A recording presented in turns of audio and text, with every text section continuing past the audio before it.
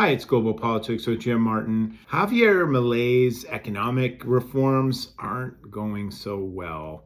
After showing some initial progress earlier in his term, Argentina's President Javier Milei and his brand of anarcho-capitalism isn't working out.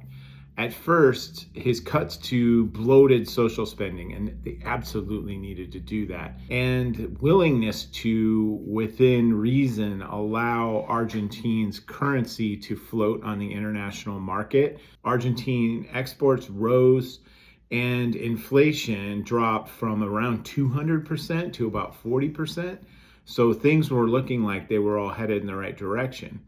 However, times have soured a bit, and Milei was forced to do a decidedly non-anarcho-capitalist thing. He got an IMF bailout about a year ago. In the wake of the huge international impact of Donald Trump's tariff spree, things have gotten rougher yet. Argentina's economy has shrunk. Inflation remains stubborn. 40% is not a great place to be, much better than it was, but still, that's really bad. Milei has been forced to again seek a bailout and got one from Donald Trump in the form of a $20 billion currency swap. Trump somehow views Milei as a fellow traveler. Ideologically speaking, Milei is actually in Washington right now meeting with President Trump.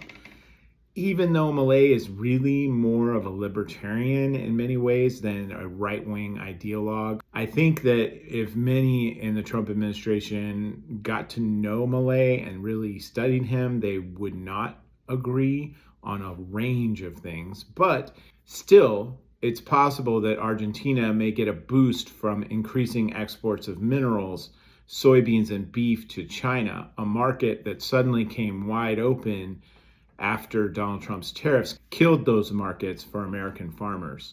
Furthermore, his party, never a huge player in the national legislature to begin with, recently had some bad defeats in regional elections, perhaps forecasting a national level defeat for his party in Argentine legislative elections later this month.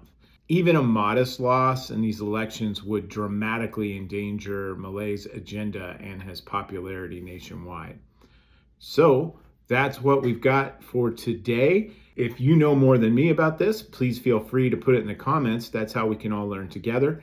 And I look forward to talking again on the next one. Thank you.